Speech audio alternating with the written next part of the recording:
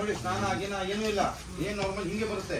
ಕೆಲವರು ಬರ್ತಾರೆ ಹಸುಗಳು ಬರೋದು, ಹಸುಗಳು ನೆಟ್ಟೆ ಬರಕ್ ಹೇಳ್ತಾರೆ, ಸ್ನಾನ ಮಾಡ್ತಿ, ವಾಶ್ ಮಾಡ್ತಿ, ಅದು ಕೃಷ್ಣ ಏನ ನೋಡಿ ಇದು ಫ್ಯೂಚರ್ ಜೀವನದಲ್ಲಿ ಒಬ್ಬ ಸಕ್ಸಸ್ಫುಲ್ ಫಾರ್ಮರ್ ಆಗ್ಬೇಕಂದ್ರೆ ಇವತ್ತು ಈ ರೀತಿ ಹಸು ಇದು 2 ಹಲ್ಲಲ್ಲಿ ಇರುತ್ತೆ. ಏಜ್ 13ರಿಂದ 14 ತಗೋಬಹುದು. ಎಲ್ಲಿ ಒಂದು ಹೆಚ್ಚು ಕಡಿಮೆ ಹಾಕಿರೋ 1.5 ಲಕ್ಷ, ಅವ್ರು ಹೆಚ್ಚು ಕಡಿಮೆ 10 ವರ್ಷಕ್ಕೆ ಹೆಚ್ಚು ಕಡಿಮೆ 25 ಲಕ್ಷ 30 ಲಕ್ಷ ಮಾಡ್ಕೊಂಡಿರುತ್ತೆ. ಬಟ್ ಇದನ್ನ ಏನ್ ಮಾಡ್ಬೇಕು ಅನ್ನೋ ನಾಲೆಜ್ ಬೇಕು, ಅವಾಗ ಮಾತ್ರ ಸಕ್ಸಸ್ ಆಗ್ತಾರೆ. ಹೊರತು ಕಾಟಾಚಾರಕ್ಕೆ ಮಾಡಿದ್ರೆ ಯಾರು ಸಕ್ಸಸ್ ಆಗಲ್ಲ. ಜೀವನದಲ್ಲಿ ಕರೆಕ್ಟಾಗಿ ಮಾಡಿದ್ರೆ ಕೋಟ್ಯಾಧಿಪತಿ ಆಗ್ಬಿಡ್ತಾರೆ, ಇಲ್ಲ ಇರೋದು ಕಳ್ಕೊಂಡ್ಬಿಡ್ತಾರೆ.